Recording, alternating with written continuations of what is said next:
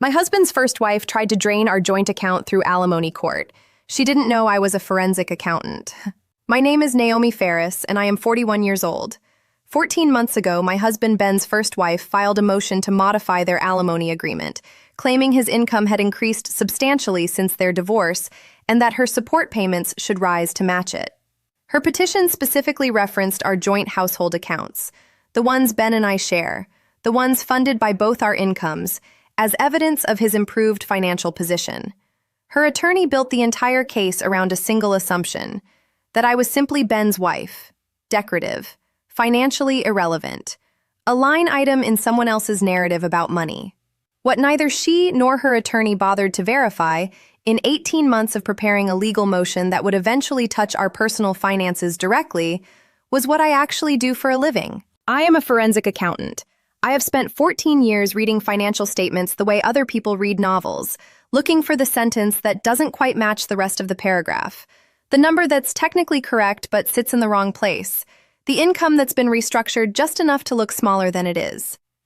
When her attorney sent the discovery request asking for our joint financial records, I did not panic. I opened the spreadsheet I had already been keeping, quietly, for reasons that had nothing to do with her, and I started connecting numbers that had been sitting in plain sight for 3 years. By the time we reached the courtroom, the case was no longer about whether Ben's income had increased.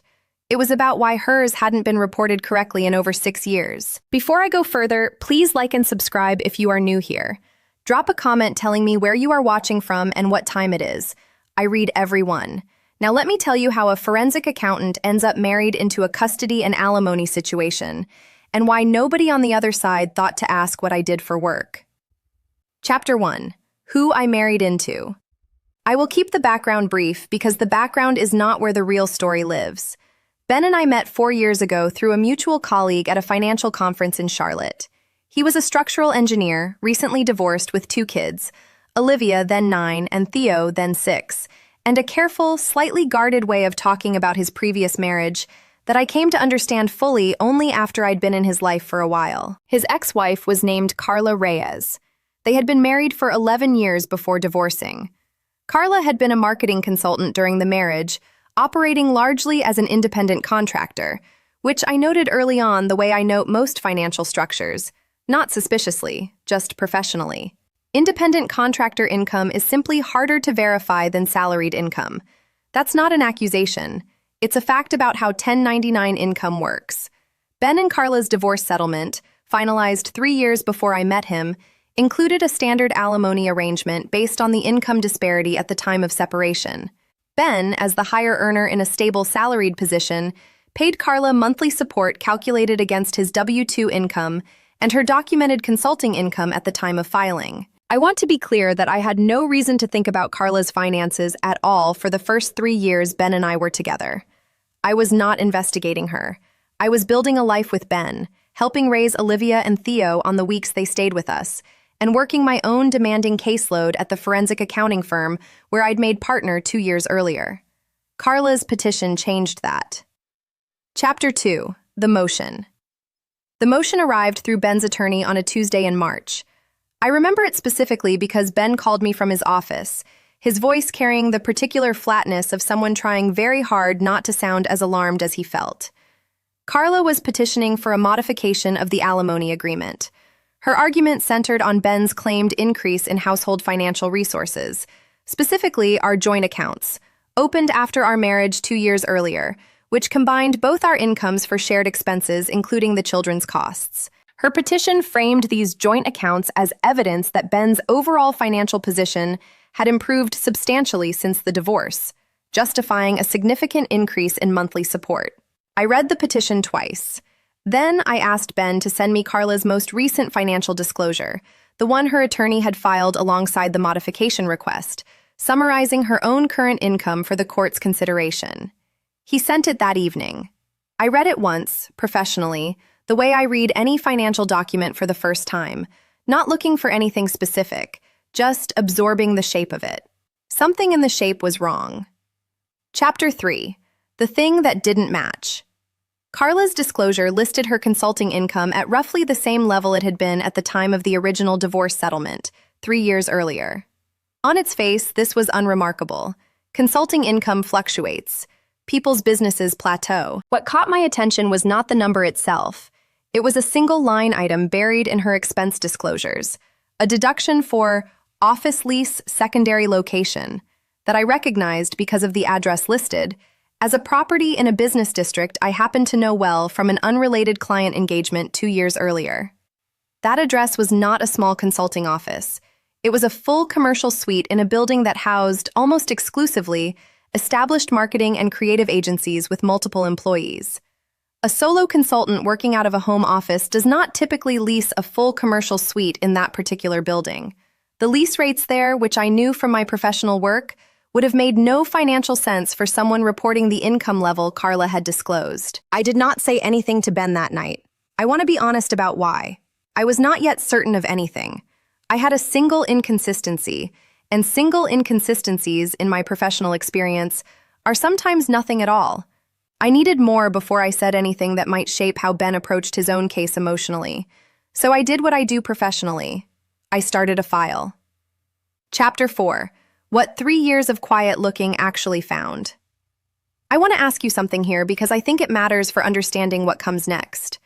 Have you ever noticed something slightly off in a situation that wasn't technically yours to investigate, and felt the pull between minding your own business and following a thread that you suspected led somewhere important? Tell me in the comments. I read every single one. Over the following 6 weeks, working only in the evenings after the kids were asleep, using only publicly available records and information Ben's attorney could legally request through standard discovery, I built a picture that was considerably more complete than Carla's filed disclosure suggested. The commercial suite was leased under a business name, Reyes Creative Group LLC, that did not appear anywhere in Carla's financial disclosure to the court. The LLC had been registered 4 years earlier, 1 year before her divorce from Ben was finalized. Public business registration records, which anyone can access, showed Reyes Creative Group LLC listed 3 employees in addition to Carla, not contractors, employees, with the LLC registered as their employer of record for state tax purposes. A solo consultant disclosing modest personal income to a family court does not typically also run an LLC with 3 employees and a leased commercial suite that she has not mentioned in any financial filing. I found, through a client list that Reyes Creative Group had posted publicly on its own website, the kind of things small businesses do for marketing purposes without thinking about how visible it makes their actual operations.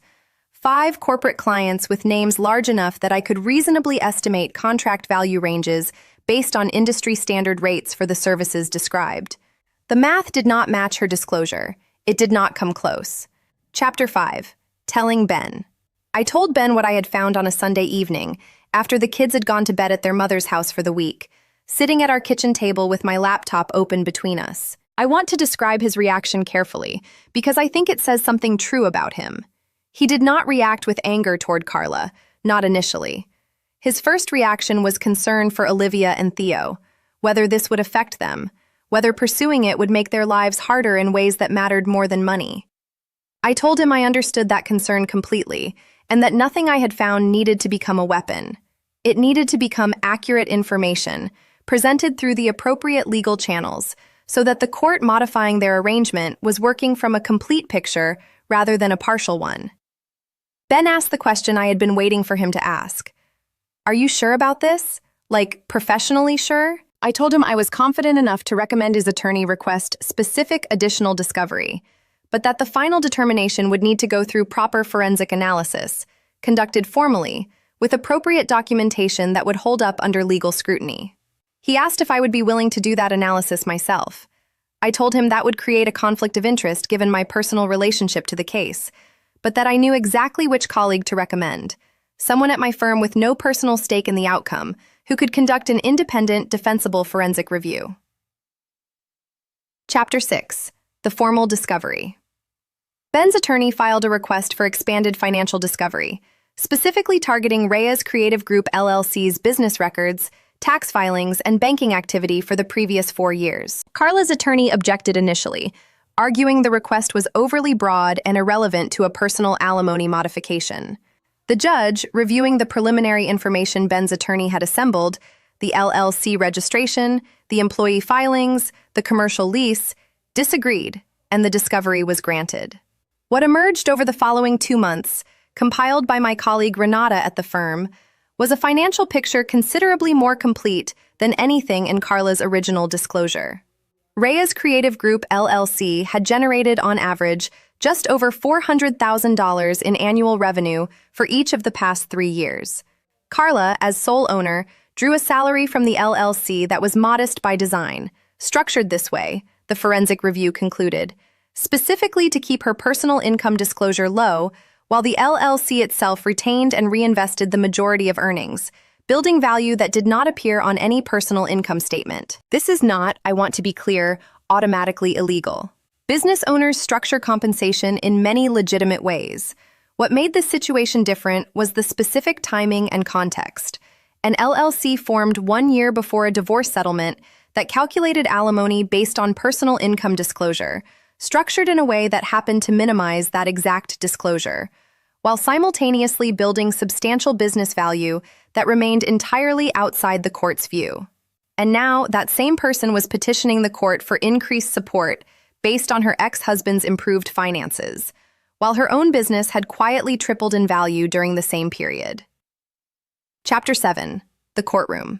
I sat in the gallery, not at the table, because I was not a party to the case and had no legal standing to participate directly. Ben's attorney handled the presentation.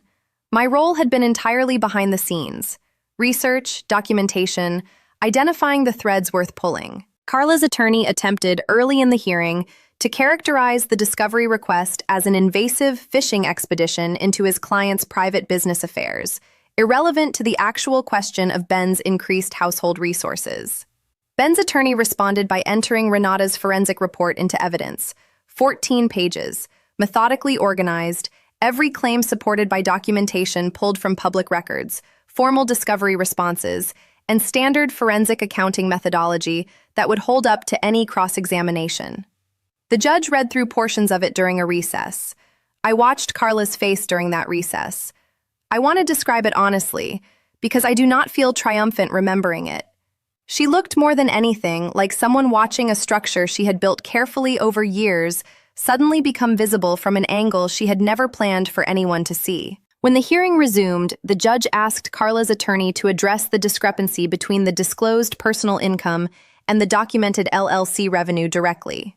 There was no good answer available. There rarely is when the documentation is this complete. Chapter 8. What the court decided. The judge did not simply deny Carla's modification request. The court ordered a full reassessment of the existing alimony arrangement based on accurate, complete financial information from both parties, which meant Carla's actual financial position, not her disclosed one, would now be the basis for any future calculation. Given the corrected income picture, the existing support arrangement was not just left unchanged. It was reduced, reflecting Carla's actual increased financial capacity over the 3 years since the divorce. Capacity she had, through the LLC structure, kept substantially hidden from the very court responsible for ensuring fair support calculations. The court also referred the matter to the state's tax authority for separate review. Given the apparent discrepancy between Carla's personal tax filings and her actual business income, a process entirely outside Ben's case, handled by entirely different channels, that I have no further visibility into and no further involvement with. I want to be honest about something here. This was not a victory I celebrated loudly. Ben and Carla still share 2 children. Olivia and Theo still move between 2 households every other week. Whatever satisfaction exists in seeing accurate information win out over a strategically incomplete disclosure is tempered, always, by the reality that this entire process happened in the middle of 2 children's lives, and that tempering matters more to me than any sense of vindication. Chapter 9. After. Carla and I have spoken twice since the hearing concluded, both times briefly, both times at school events for Olivia and Theo, both times entirely about the children. She has never directly acknowledged what happened in court. I have never brought it up outside of necessary legal contexts. We have settled, I think, into the particular cordial distance that co-parenting situations sometimes require. Not warmth, not hostility, just the functional civility that 2 children's well-being demands of the adults around them. Ben's relationship with Carla, similarly, has stabilized into something more businesslike than it was before the petition. Less personal in some ways, but also less fraught, because the financial relationship between them is now, finally, built on numbers that are actually accurate. I think about the original motion sometimes, the assumption embedded in it, the idea that I was simply a line item in someone else's financial narrative, decorative and irrelevant. I understand why that assumption existed. I am quiet about my work. I do not lead with my profession at dinner parties. I had given Carla and her attorney no reason to think carefully about who they were dealing with, because I had never had a reason to make that visible to them. The petition gave me a reason.